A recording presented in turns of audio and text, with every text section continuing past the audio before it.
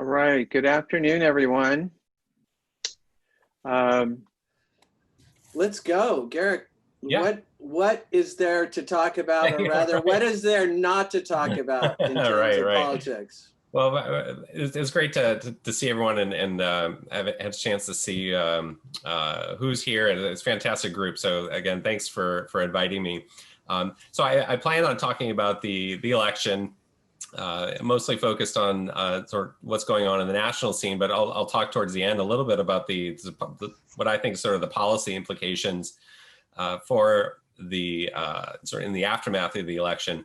But also, you know, after I'm done speaking, we could certainly talk about some of the implications for things at the local level, where I know a lot of you are working and in a lot of different capacities. So, you know, in our governing system, there's so much interaction between local, state, and federal. And so I'd be happy to talk about some of that. So with that said, I'll start with a set of slides, and there's just kind of a few graphs and some maps and so forth. And you know, this kind of style of presentation might be a little hard to see some of these, and I'd be happy to share these slides with Rick afterwards, and feel free, Rick, to distribute them if anyone wants to look at them a little bit closer. So I'll go ahead and share my screen. When I do that, it's a little bit harder for me to see everyone. So if you have questions, I'll be, again, happy to take those when I'm done. And then we can, I'll stop sharing and I'll be able to see everyone a little bit better.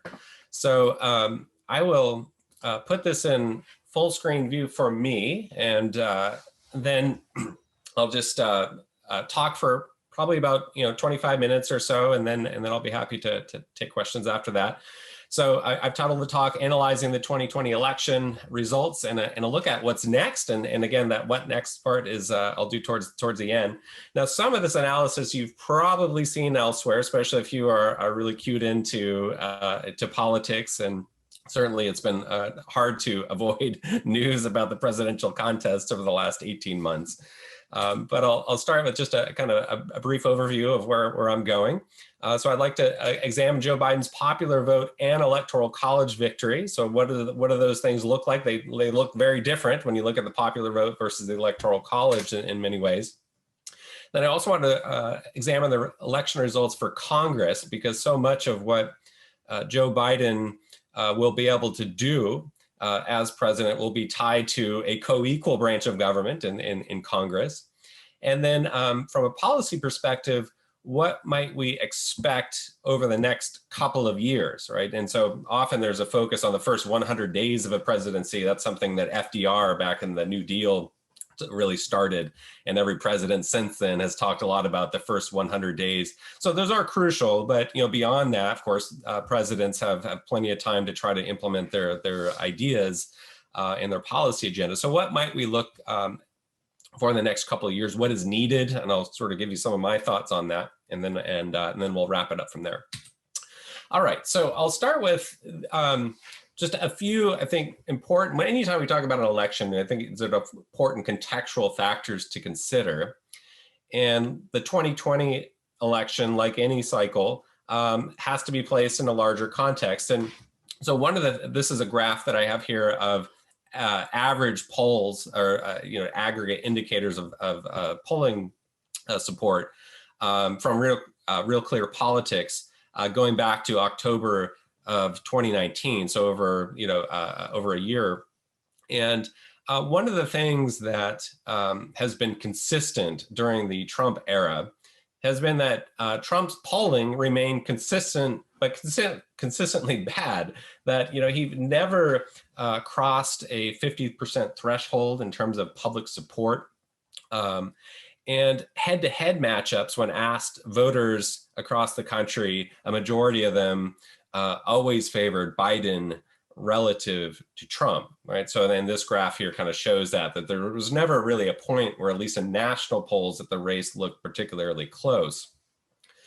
The other thing to consider is that presidential incumbents are really difficult to beat. It's pretty rare for an incumbent president to lose. And so as what happened, is the case that happened this year, was a relatively rare event in historical context.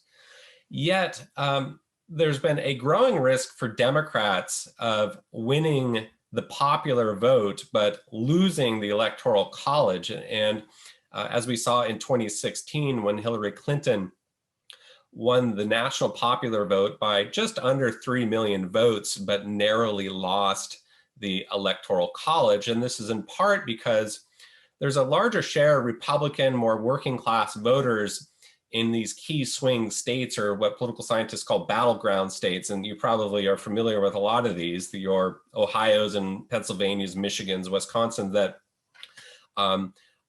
typically have very narrow or relatively narrow margins of victory, and they tend to flip between voting for Democrats in one election and maybe Republicans in another. And so those were almost all of the resources and time that candidates spend in modern elections. And so the Trump particularly has been able to draw on a lot of that support in these these states with a higher share of white working class voters.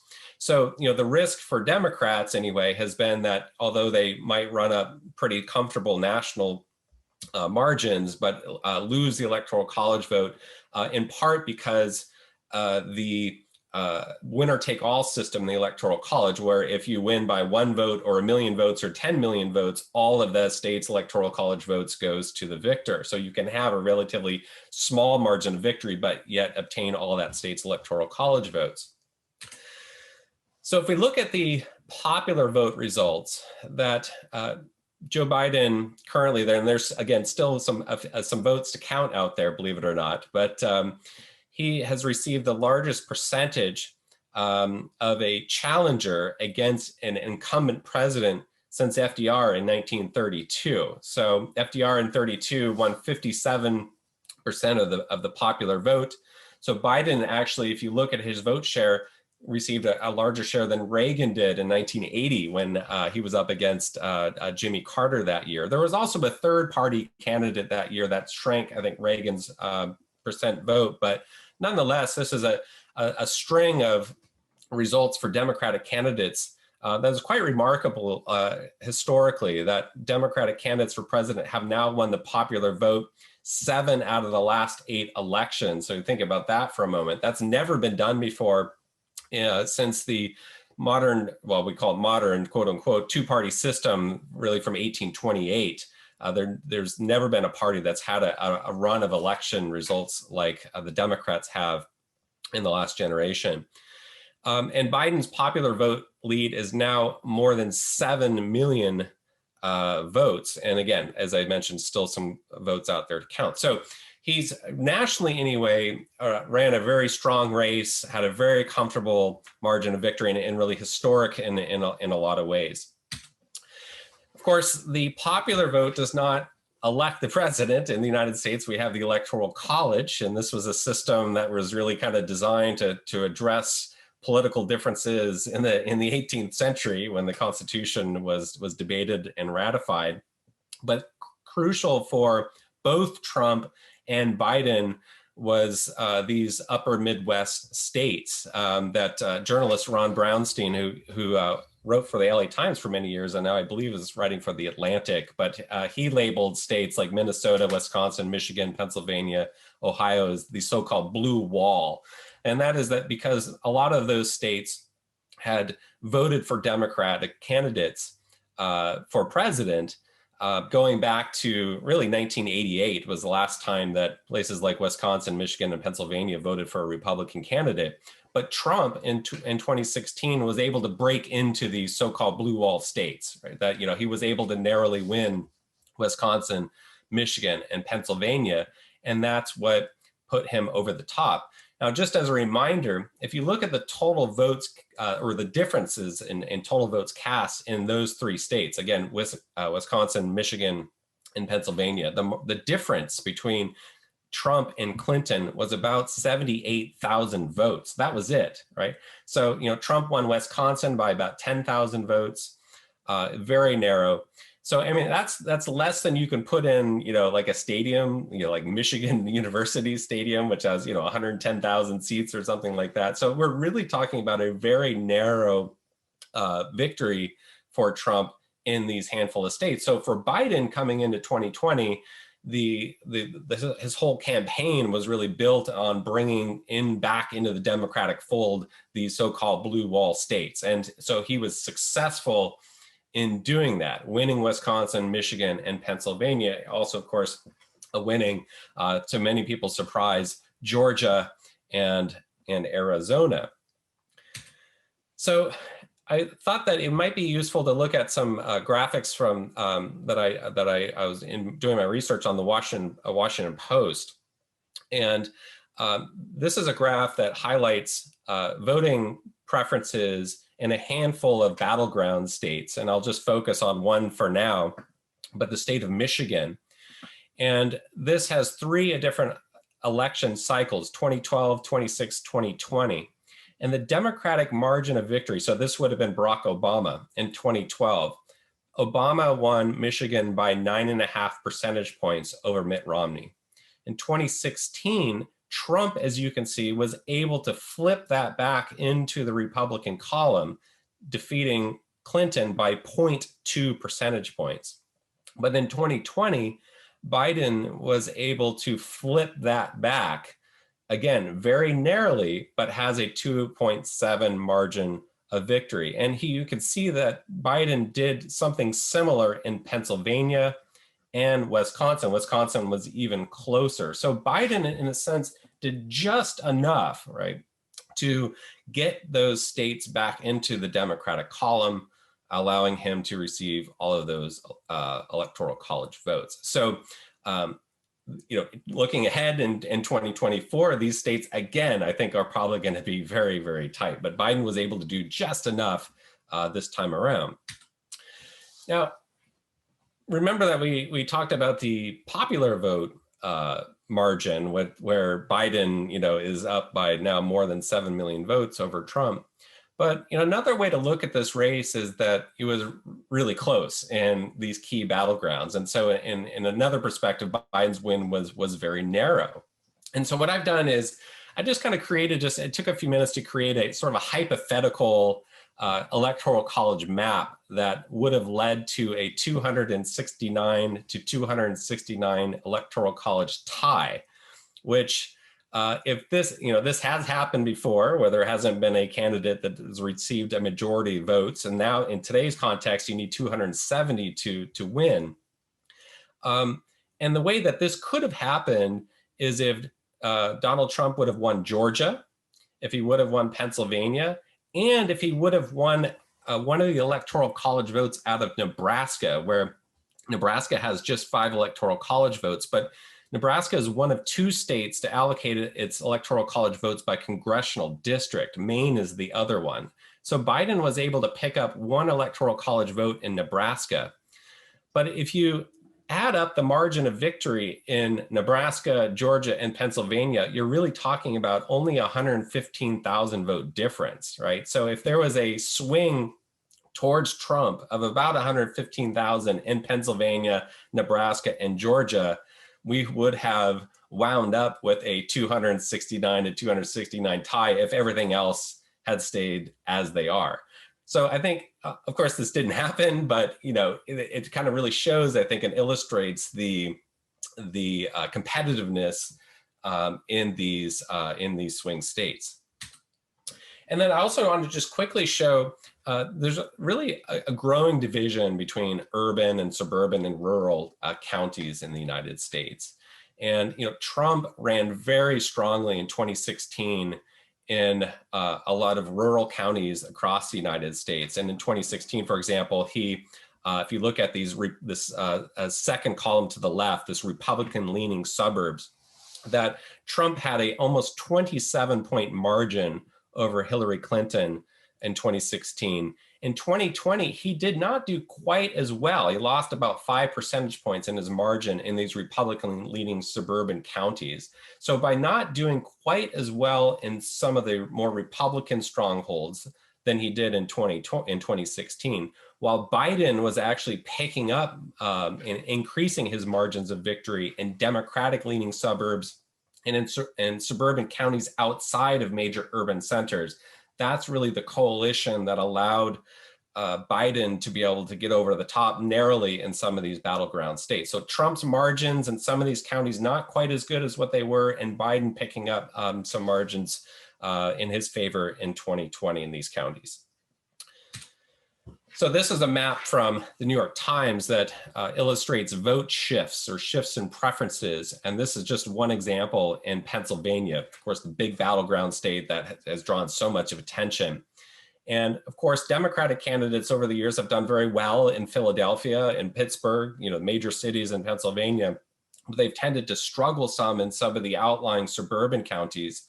But what this map shows is that Biden, if you look in the counties outside of Philadelphia in these blue arrows shifting leftwards, what that suggests is that the larger the arrow is the bigger shift that went towards Biden away from Trump in 2016. So these are the counties where Biden really overperformed from what Clinton was able to do in 2016. So Biden in a state like Pennsylvania won the state, not so much because of the results that he had in Philadelphia. Of course, those are important, but he just ran stronger, ran up larger margins in some of these outlying more suburban counties. And this is a similar pattern that you would find in a lot of different states across the country. All right, so with that said, I wanted to just switch over and talk about the Congress for a few minutes here.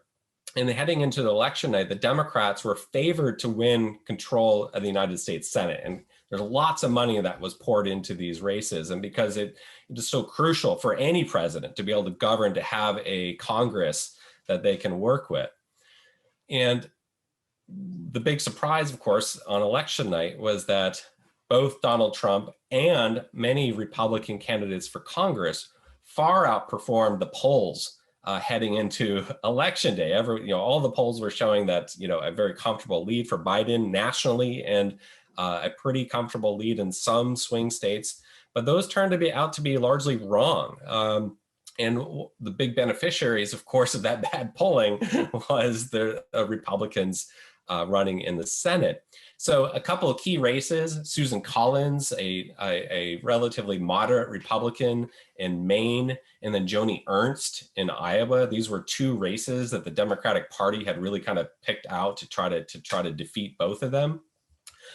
Both won.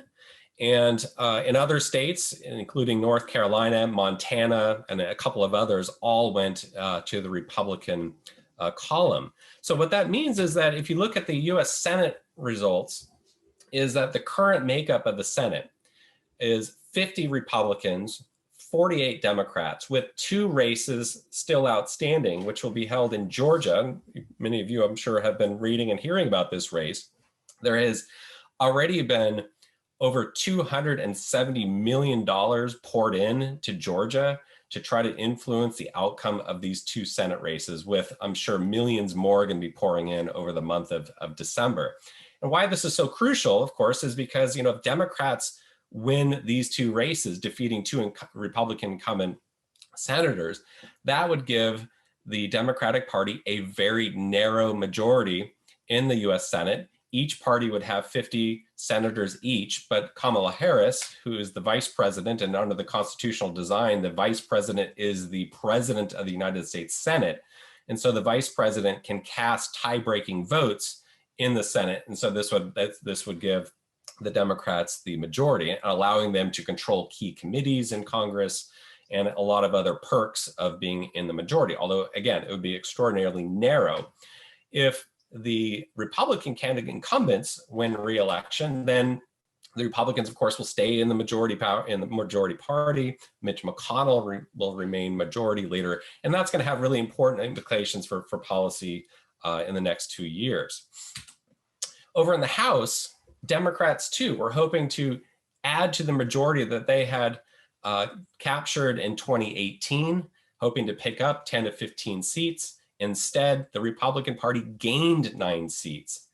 And most of these gains were from, perhaps not surprisingly, more conservative leaning districts that Democratic candidates were able to win in 2018. This graph here shows a list of vulnerable Democrats. There were about 24 of those who were in really highly competitive elections. And a large share of those Republican gains were from these kinds of districts. So in some ways, these losses for the Democrats might not be that surprising because they were sort of able to overperform in 2018. Again, I think given that there was a backlash against the Trump in 2018, and Trump wasn't on the ballot in 2018, so people instead punished Trump by voting out some Republicans in the House. Biden had what in political science we call the coattail effect, and that is we ask, does a presidential candidate, if he wins, do they bring with them a whole set of same party members of Congress with them? And if the answer to that is yes, then we say that the presidential candidate had strong coattails, bringing members of his party into Congress, helping them legislate. So it's rare for a presidential victor, a presidential elect like Biden, to actually have his party lose seats in the House of Representatives. But that's what happened in 2020. All right, and then I'll just wrap up by talking about some policy implications, and certainly many of you who are either serving in city government and working on local development issues will have a lot to think about in terms of the effect of 2020 election on legislative priorities, even at the local level. So Biden will either have to work with a divided government if Republicans maintain control of the Senate, or if the two Senate races in Georgia go in the Democratic favor, he's going to be working with very narrow majorities in the House and the Senate. So I think what we can say safely is that Biden's probably most ambitious legislative priorities, when you think probably about healthcare, for example, would be one at the top of the list, where he's hoping to add a public option to Obamacare, but also a lot of democratic, and I'm talking about small d democracy, democratic reforms that a lot of members have been pushing for, adding statehood to Washington, D.C. or Puerto Rico, trying to prop up voting rights. These are going to find a very hard time, I think, passing in the current Congress. But yet, in my view, he can lead and should be leading a far more proactive and coordinated federal government response to the many challenges that grip our nation. And one of the hallmarks of the Trump era has been the very chaotic administrative and bureaucratic part of the federal agencies and departments. And Biden has a chance to bring in people who I think have a lot more governing experience. Many, of course, from the Obama administration. And so I think, given all of that faces the country now, having a federal government that is more coordinated, more proactive, is going to have positive effects down through the federalist system, down to the state and local level. Number one priority, of course, has to be a more robust federal response to help struggling, as we all know, state and local government. So that has to be the number one focus. And I think it clearly is going to be for the Biden administration. He campaigned on that. He's in a transition. He's focused on that. And he will need to work with both Mitch McConnell, if he's the majority leader, and Nancy Pelosi, the Speaker of the House, to make this happen, right? So the focus, very likely is going to have to be on a really large relief bill. There's one currently being debated in Congress that is showing signs of life over the last couple of days. But this would include large-scale assistance for local governments. And there are estimates that just cities, not counties, but just cities alone are facing about a $360 billion shortfall. And state and local governments have to balance their budgets. The federal government does not have to balance its budget. It regularly borrows. It regularly runs deficits. Interest rates are very low. And so for the federal government's ability to borrow and spend more money than it has, there are not a lot of short-term negative consequences for that. And it can have a lot of really positive economic benefits for state and local governments, which hire teachers and police officers and firefighters and transportation and road, all of this is so important. Many of these jobs are middle-class jobs that people rely on and can help the economy overall. So I think there's gonna be a big push for that. We'll see what happens in the lame duck session over the next couple of weeks, whether Congress can get a bill passed. If not, look for Biden to try to do a big bill in January once he takes office and into February. But again, we also need important assistance for small businesses who have struggled. And one of the reasons why I think there's been such a push for bars and restaurants to remain open is because, of course, people's livelihoods are at stake in those businesses. But cities and counties rely on those businesses for tax revenue and sales tax and so forth. So there's a tremendous amount of pressure for these businesses to stay open, even if from a public health perspective, it doesn't make a lot of sense. So perhaps getting some additional help from the federal government down to state and local governments and small businesses can help take off some of that pressure to stay open, at least on a sort of a broader scale. And then lastly, I think one of the questions that we should be asking ourselves is, over the next 2 years is, can Biden avoid what has, over the last couple of decades, typically led to a midterm backlash against the president and the president's party, right? So in 2010, the Democrats, led by Obama, suffered a huge defeat in Congress. They lost seats again in 2014 after Obama was reelected in 2012. So, for Biden, I think the focus has to be on trying to adopt, popular policies. This is, and run on those. And those, we have some clues about, first we have public opinion polls, but our election results also can tell us what is popular with the public. So I bring your attention to Florida, which, despite voting for Trump by a fairly comfortable margin, voters there also passed a $15 minimum wage initiative.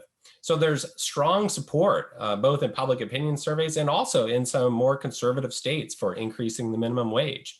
Arizona increased taxes to pay for more education funding. Colorado increased in payroll taxes for a public family medical leave policy.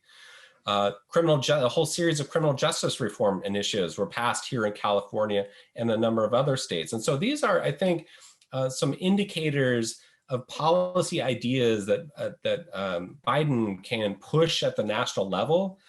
He probably can't get a $15 minimum wage through Congress, but he might be able to raise it from its $7.25, which it currently is, and hasn't been raised in years. And then lastly, I would expect Biden to really tackle climate change and climate policy. Again, I know this is a lot of effort has been done at the local level in California. I'm thinking about climate policies and transportation policies. But look for Biden not to try to do, I think, a really big so-called climate bill, like Obama tried, the cap and trade bill in 2010 that died in Congress. But there's still a lot that Biden can do on climate through energy policies, infrastructure bills, and so forth. So tucking some of that into some of this other legislation, I think, will be an ongoing strategy of his in the first 2 years. So Rick, with that, I will pass it over to you, and I'll stop my screen sharing, and then I'll get to take any questions. Great, thank you.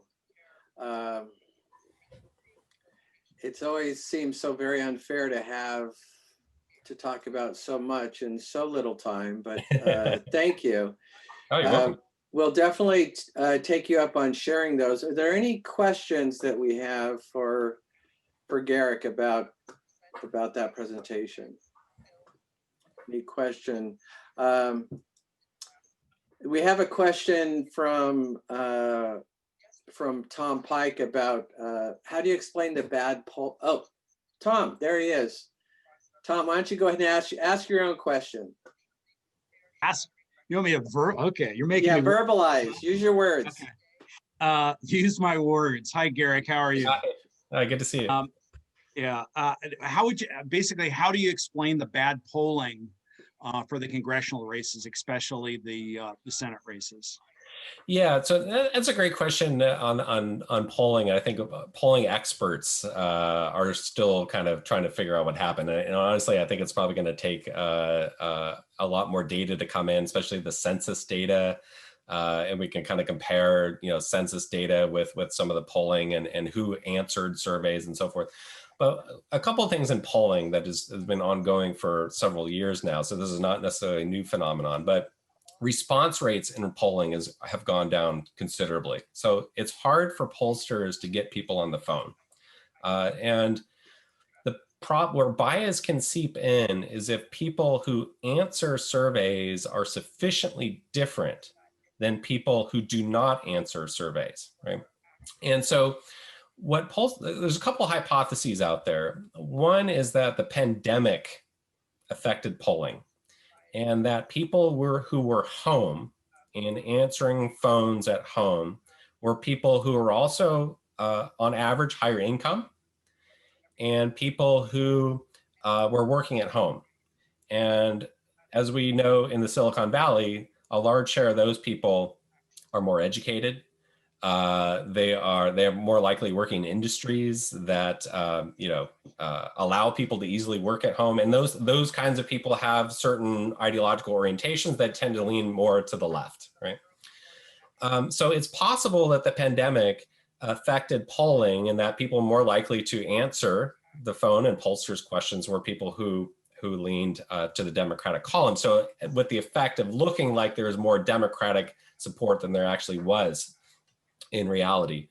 The other thing I would point to is a growing difference in people's trust of institutions. So media institutions, for example, and a lot of Trump supporters and more Republican, especially Republicans without college degrees. So I'm mostly talking about what we call, white working class, which is kind of, this very broad term that is probably not great in terms of measurement, but let's just call, white voters without a college degree have a growing sense of distrust of government, of elite institutions, pollsters calling from the New York Times or, CNN or anything like that they just won't answer. And so, pollsters have recognized that and have tried to make some corrections for education and other things, to knowing that there's differences within the people's perceptions and willingness to answer, but they clearly didn't make enough corrections. And so that, Tom, is what I would suggest, is that there's just, polling has gotten a lot harder. I think it's really important for candidates not to put so much emphasis on polling, because we're just finding, at least in the Trump era, that it's just skewed in favor of Democratic and left-leaning candidates. Thank you. Great. Let's see. I saw another question. Connie. Are you still there, Connie? I don't see her. Hi, can you hear me? Yeah, I can hear you now. Yeah. Oh, okay. You want me to say it out loud and more? Yeah, go ahead. It's all about you. The only bad question is the one you don't ask. Very nice to meet you. I was wondering, because of all the abuses and political pressures that Trump put on to things, basically, how do we protect our voting systems, including such things as electors and legislatures being sensitive to political pressures, and even people trying to count votes being subject to harassment? How do you think we should approach Yeah, no, yeah, great question. I mean, that's been a concern of mine, for over the last couple of years, especially as Trump was talking a lot about concerns about fraud and mail-in balloting and really trying to undermine people's trust in the system. In some ways we are beneficiaries of a very decentralized voting system in the United States. Even in a place like California, you have 58 counties that are administering elections, and so that makes it harder for any one person to kind of undermine the entire thing, right? So if we had just a federalist system that was controlled by the federal government, it could be much easier to undermine it, right? And this election cycle, we were teetering, and we really were. I mean, it came down to the pressure on some of these commissions that had to certify the vote. You had secretaries of state who were under tremendous amount of pressure, and fortunately, we had enough people in positions of power and influence who were following the law and pushed back against an extraordinary amount of political pressure. I think at the national level, bills that try to prop up through additional funding, our election systems, which are woefully underfunded, always left out, or just given relatively little money. After the 2000 election, and the fiasco down in Florida and the recounts and all of this. So there was a bill that was passed in Congress that did try to modernize our election systems, but there really hasn't been anything done, at the congressional level in any significant way since then. On top of that, you have the Supreme Court back in 2013 significantly weakened the Voting Rights Act of 1965 by allowing a lot of states who had, a legacy of racial discrimination, and reducing polling stations and making it harder for people to vote, that they've been now able to do that. I think it's a combination of working locally to, state lawmakers trying to get additional funding, passing legislation that guarantees the right to vote, enforcing those things both at the national and state level. But I guess I am more positive on the future of this, given the fact that our system is so decentralized. Excuse me. Thank you very much. That's Thank you. Other questions for Garrick? Just wave your hands. We've got we've got 2 council members and a mayor. Come on, you guys. Garrick, she wasn't introduced, but Kitty Moore joined after introduction. She's our other newest council member. Oh, great. Congratulations. Thank you, Kitty. Darcy. And Rick, just to reiterate on that, I did check with the city attorney while Garrick was talking, and I wanted to confirm that we could all be in the meeting, and she did confirm that there are some contours regarding discussion, but in an abundance of caution, for the time being, she does advise that the safest thing to do is just just watch in the discussion. Okay, thank you, Yeah, Darcy. Appreciate. There's nothing like integrity. It resonates. Garrick, have you been following any of the discussions about around Peter Turchin? No, I haven't. So there's an article in the Atlantic, and basically he's taken some biological modeling concepts and applied those to modern political science. And basically saying with we have 3 big challenges politically: a bloated elite class, not enough elite jobs to go with elite training, declining living standards, and government that can't cover its expenses, its financial positions. And that we will end up with people like Trump, who is really an outsider. He ran and still runs as an outsider, as a victim. Mm-hmm. However successful he may or may not be economically. So it's a very, very analytical kind of biologically diverse calculations, mm-hmm. and using that same modeling in politics. Yeah, no, that sounds really fascinating. I'll just check it out. I'm a subscriber to, I tell my students this, there's so much emphasis on personalities, and, the media loves to cover, controversy and personalities, and certainly, individuals are important in our politics. But, I'm also a big believer in institutions, and the way that institutions, incentivize certain actions for our elected leaders and the broader public. But also these important contextual, these big social forces that sort of unfold over the course of decades. And I think there's a big concern about the growing divide between, as I was mentioning earlier, we're seeing more and more divergence among urban versus rural voters. And that can be based on cultural identities, it can be based on race, it can be a function of economic opportunities.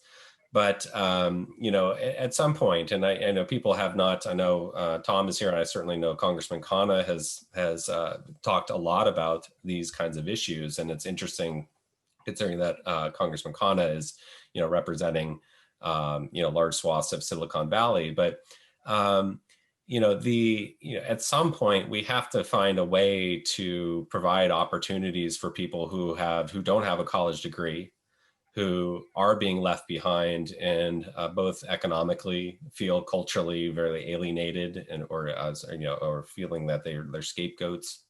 And part of that I think is it's harder, it becomes harder and harder in part because of our media. People have different views of what is truth and facts. You can have a set of events where you can have groups of people, depending on what kind of media you watch, what kind of peer networks you have, that have a completely different set of realities.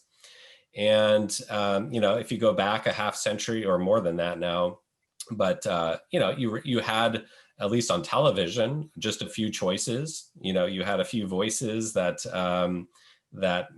could help shape our views of things. And that comes with cost too, right? Because certainly there's lots of examples of people in elite positions that have steered the country in a bad direction. Certainly Vietnam War created a whole generation of people more skeptical of elite power. But it's becoming harder and harder to get everyone to share a similar set of facts. And so even if you thinking about problems and how to try to address them, you first have to agree that there's a problem, right? Then you can get into the disagreements about what to do about it, which is a lot of where politics comes in.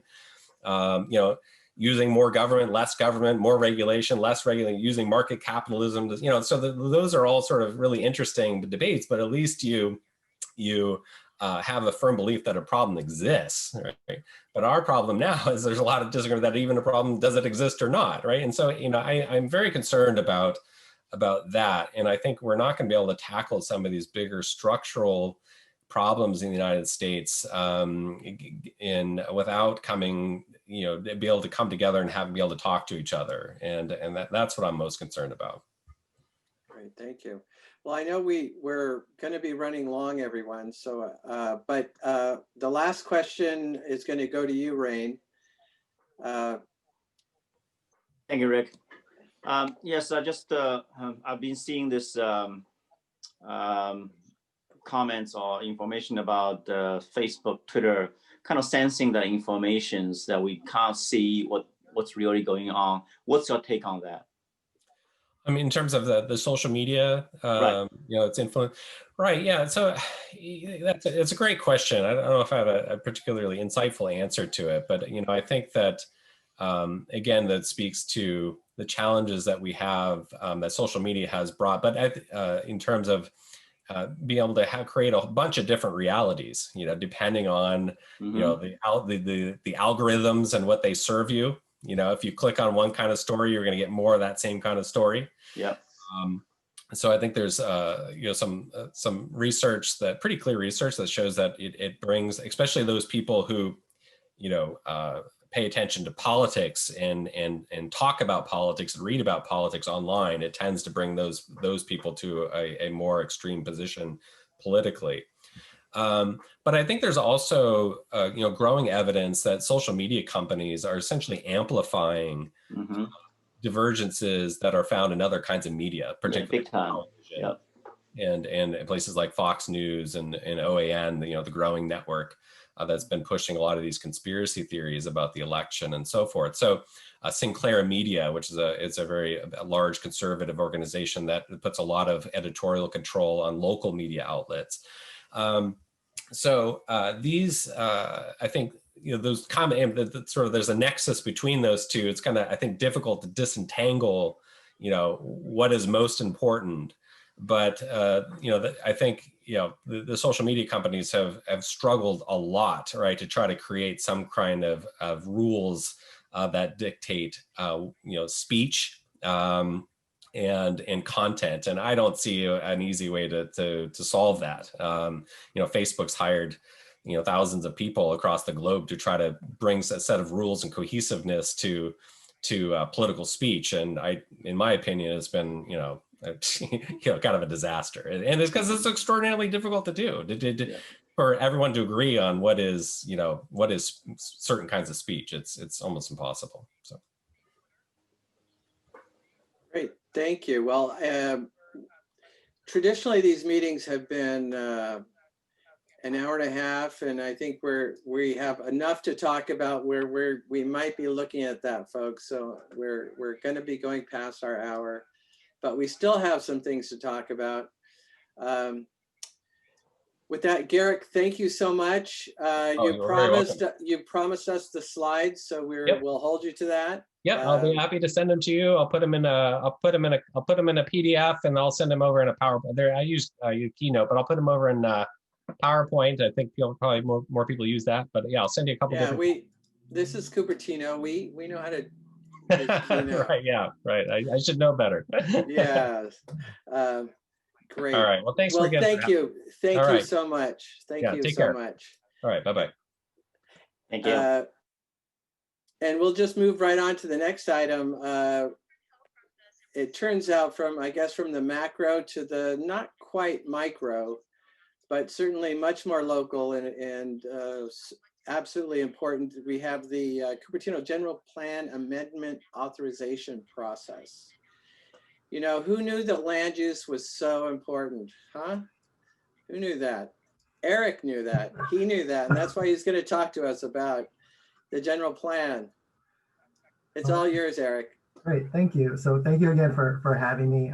So I'll be presenting on some modifications that we're recommending for the general plan authorization process. So I'm just going to start sharing a presentation. It should be relatively short, not changing too much. It's based off some of the comments I received from council back in a July study session. So the original, I'm sorry, I am not sharing my screen. One sec.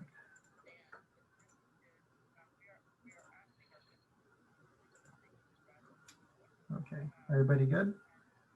Yeah, we can see that. Perfect. So, start from the beginning. So, general plan amendment authorization process. So, this is part of our work program for 2021.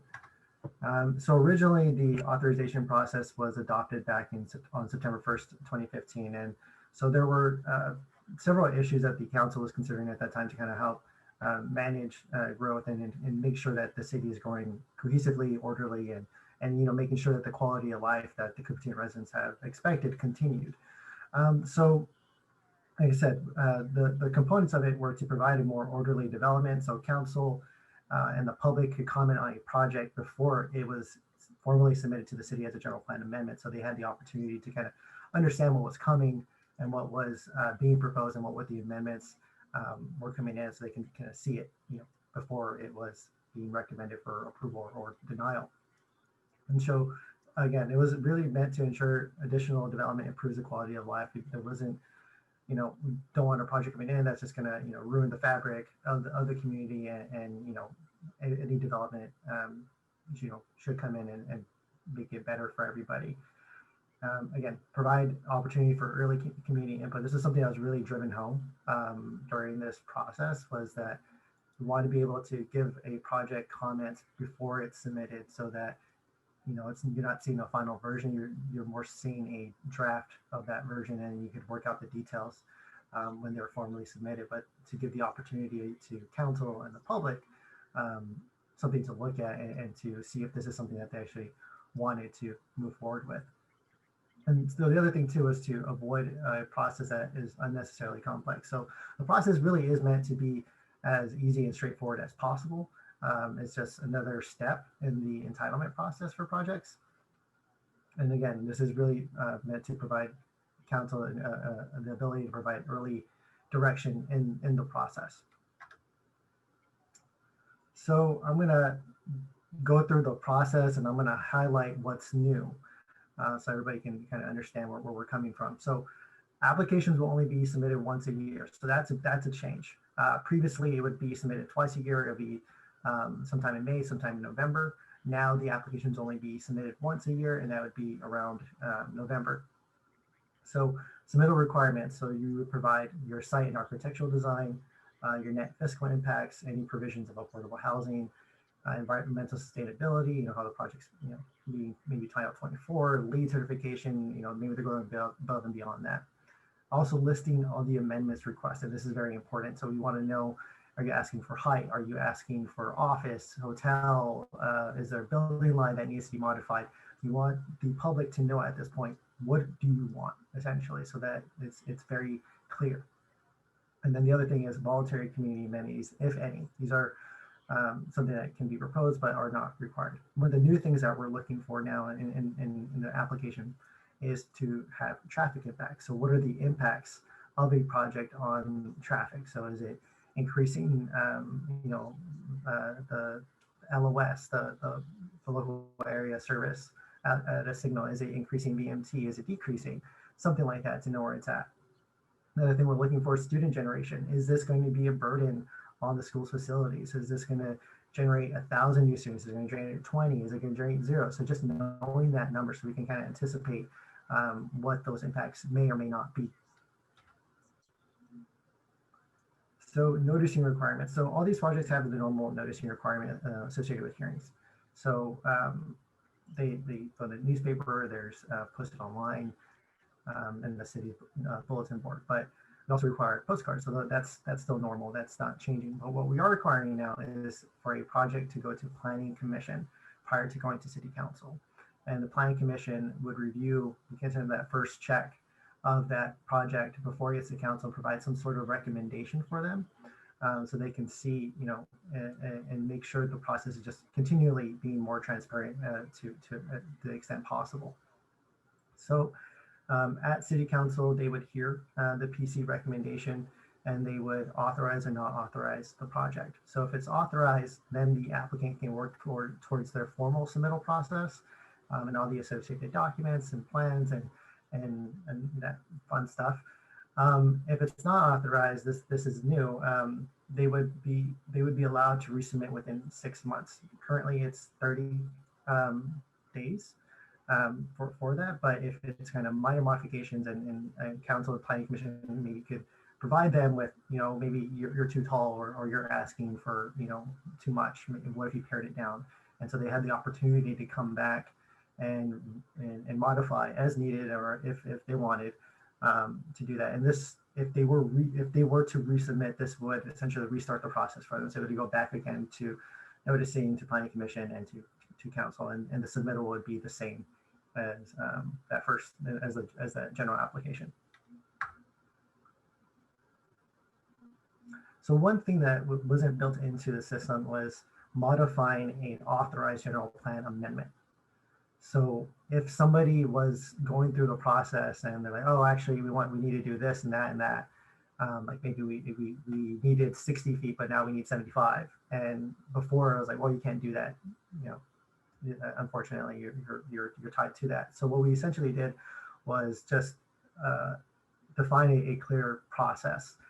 And what we did was allow for one application or modification request to come in for a project. So they're not constantly going through like, oh, I want to change this, I want to change that, I want to change this. It's more of, here are the things or thing I need to change for my project. And if that happens, they would again go through that submittal process, provide us all the documentation. Ideally, it's not that much of a difference because we've already reviewed this initially. So it's more kind of clarifying a thing or two. And then again, it would be noticed for this. This one we have going to council, not going back to planning commission, but just going straight to council, expedite that review a little bit. And then it would, be noticed, heard, and then a decision to authorize and not authorize would be given by council. So this is essentially what the process would look like now. So you apply for your general plan amendment authorization. It goes to the planning commission. It goes to city council. You're either authorized or not authorized.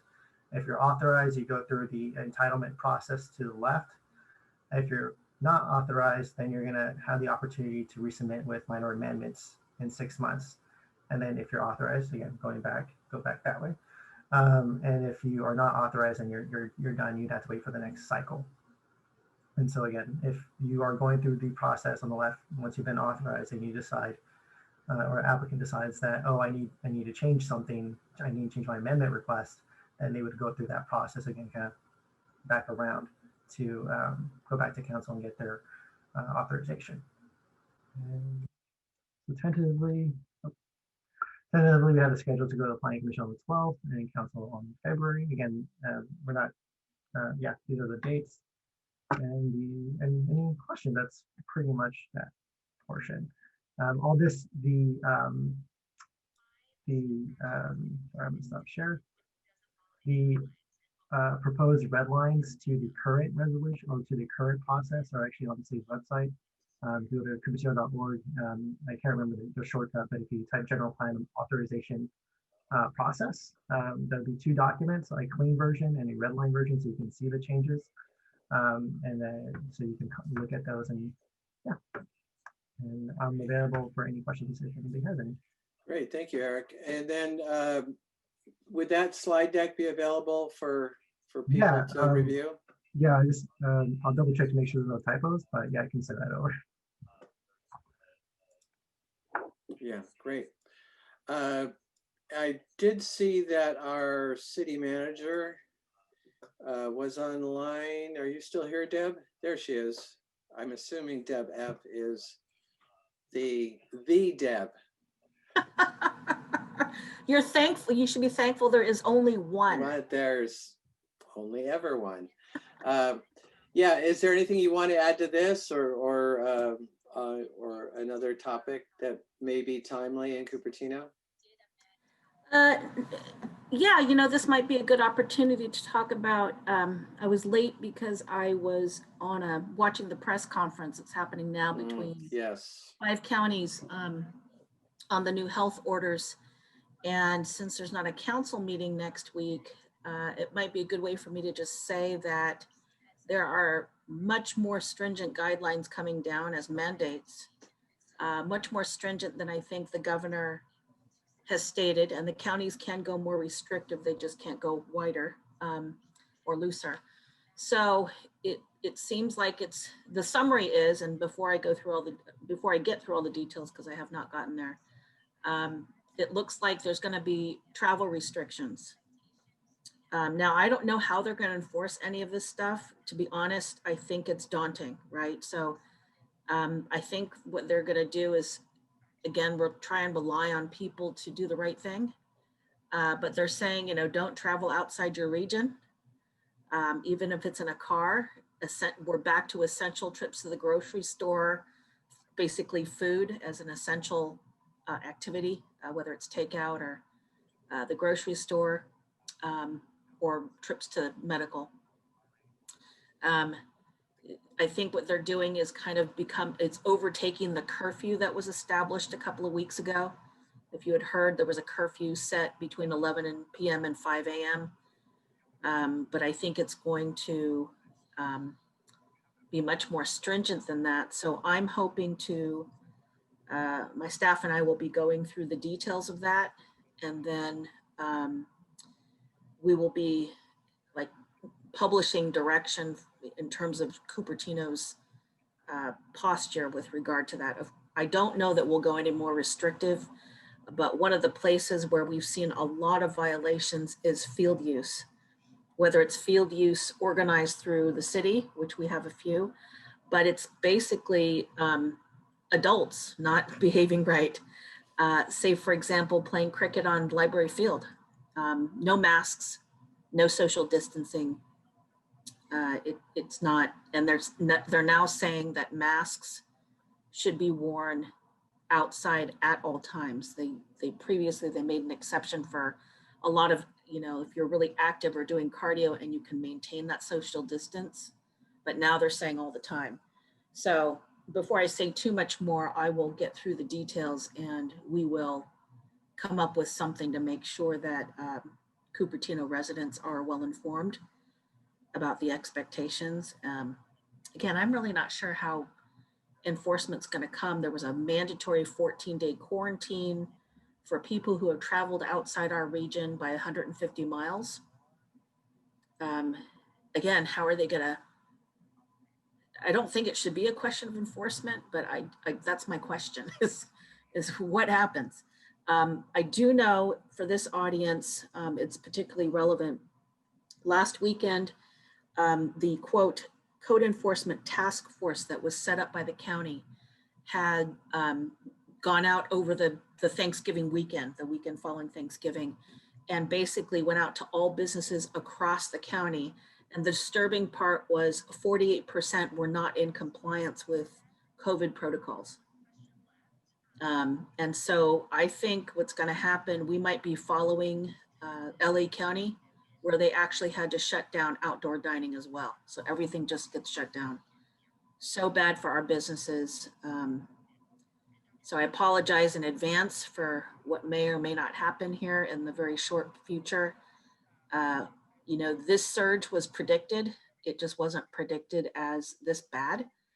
And the other unpredicted thing was the middle of summer surge that we experienced in July.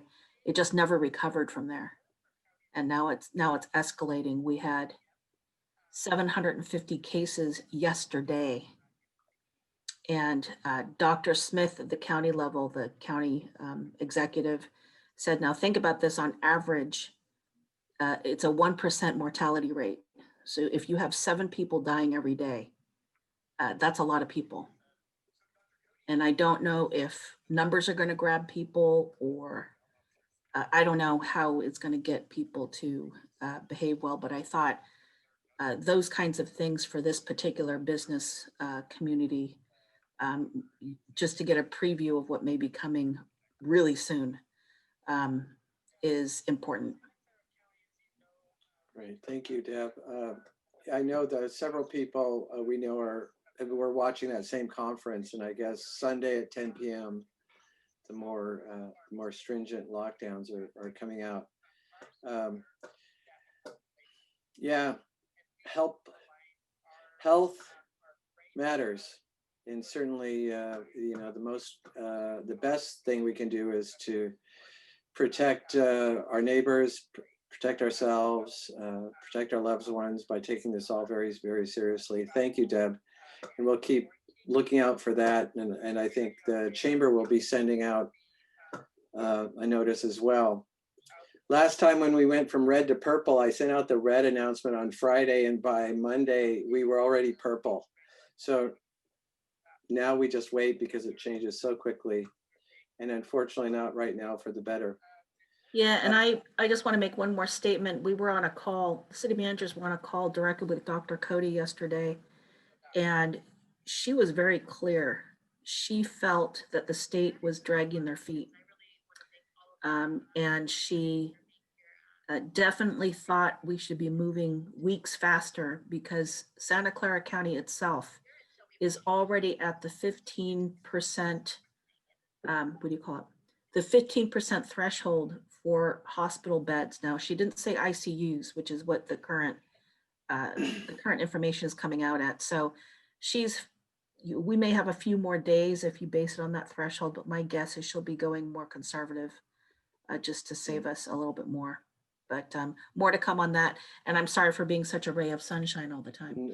It's why you get the big bucks. Yeah. I mean, sorry, it's an inside joke. It just can't get paid enough to do what Deb, you're doing. Thank you. And as Dr. Cody reminds us, the infections are 10 days, the hospitalizations are 10 days behind what the actual infection rate is. So we've got a ways to go. Angela, wait, I did see one question for Eric. I'm just going to squeeze it in since we're already so terribly late. Lisa, I'm going to go ahead and ask this. Would there be any scenario where an approved GPA modification would skip the city council and be an administrative approval? No, we don't have that built in right now. Any modification, any amendment proposed would go straight back to city council. The staff would not make that decision. Okay, great. I think, Lisa, hopefully that gets the information you need. And if not, you know where Eric works. So he's easy to get a hold of. Angela, you're up. Hello, thank you. Cheer us up. Cheer us up. I'm gonna try. I don't know, but just to mention earlier and more formally, yesterday we did the city celebrated a swearing-in ceremony for our city council, and we swore in council members Hung Wei and Kitty Moore. So welcome to them, and I'm looking forward to their leadership. Also elected, Darcy Paul was elected as the mayor and Liang Chow as our vice mayor. So again, good things moving forward. Also, I will just jump into the development matrix and share my screen. And just go over kind of, again, things that are in gray have the most recent update, which is the Economic Development Strategic Plan, but specifically the mobile vendors ordinance. And so we did go to Planning Commission in October. We were scheduled to go to City Council later this month, but it's been rescheduled just due to scheduling. And we will go to City Council on January 19th. And again, review the mobile vendors and specifically SB 946. And then on this back page, the bird safe and dark sky ordinance, there was a hearing earlier this week. I'm getting all my dates mixed up. And the item has been continued to the next council meeting, which is December 15th. I do have Eric here to answer some questions if you would like an update on that. And then the general plan amendment authorization, he touched upon that a little bit earlier. Great. Yeah, any questions? I know they're from our membership and board. The Chamber of Commerce is very, very interested. And I, having personally been involved with the city and changing the streetlights to night sky compliant, or dark sky compliant, I guess it's called now, from the rather invasive Cobra heads to the flat lenses, is also from the sodium lights to the induction lights. LEDs, that was before LEDs were on the schedule, right? You know, I think everyone understands how nice it is not to have lights glaring, but of course, people want to kick this around, and so you'll see some communications going out from the chamber about, you know, gee, we'd love to kick this around, at least have the community kick this around, because it's, I think the concept of light trespassing is particularly, it has an unfortunate political correctness sort of ring to it, which no one likes that term, so I promise not to use it again. Is there any updates, or are there any, Eric, do you want to talk a little bit about kind of where this came? I know as an idea, it's been around for a long time. I think this particular manifestation is a different sort of creature. Right. Yeah. So this has been around. I mean, dark sky has been around since like the 70s, and people, you know, were looking at the stars and realizing that lights were going more and more into the hills, and then that glow was going up as opposed to being pointed down. And one of the big things you'll notice about dark sky in general is really light what you need to be lit, right? Don't light up something that isn't being used, that isn't being accessed or something like that. And so one of the things about, like you mentioned, light trespass is one of those big things. Though we do actually already do that as a city, in our commercial areas, in our parking areas, we require that, and we actually carry this over to the new ordinance, is that you don't trespass over 1 foot candle into your neighboring property. So 1 foot candle is essentially the glow that would come from a candle, one candle, at that space. So essentially, don't light your neighbor if they don't want to be lit, so that they're not looking at a blinding light. That's really the idea. And so, kind of going into the maybe the city council meeting, we did, and even further back to planning commission, and council member Moore was on there. They also reviewed the ordinance, and we did bring in some clarifying language to allow for some outdoor string lights, under certain provisions in that. And so we looked at, one of the things we heard from council was potentially allowing them more fences, and so we're proposing some modifications to that, and that kind of stuff. And so the ordinance is online, where staff is always available to chat about it. A lot of this stuff, again, it is already in there. So in particular, all our commercial areas, any parking areas in multi-family zones, like the bigger developments, would already comply with this. It's more just making sure that lights, new fixtures in particular, really are pointed down, no exposed bulbs, and they're pointed towards their intended area for that. Well, thank you. It's I'm gonna keep that one. Light what needs to be lit. That's a keeper. Yeah. A crazy concept. Crazy concept. Well, but it makes sense. Yeah, and what's actually happening too, the California Building Code is actually going that way already. It's been in that way for quite some time, and it's about energy efficiency as well. At the end of the day, why are you lighting something way over there when you're just walking here? And so a lot of our new developments actually do this already. I was talking to one of our plan checks engineers who looked at 19800. I also call it Rose Bowl because that's what it is called. But he was mentioning like how their courtyard on their second floor actually is Title 24 compliant, and they had worked with lighting it a certain way to make sure that it felt that met like ADA requirements, building code requirements, and 24 requirements. So there's a bunch of stuff, and we have also built that into our ordinance to allow to make sure that should there ever be a conflict, you're going to follow the building code, you're going to follow the ADA stuff, because that's safety first, that kind of thing. Well, thank you. Any questions about the lighting? I think it's going to be like the REACH codes, where it's on first glance there's a lot of awkwardness, but trimming off a few little pain points, and I think everyone will agree and understand and appreciate the work that city staff is doing.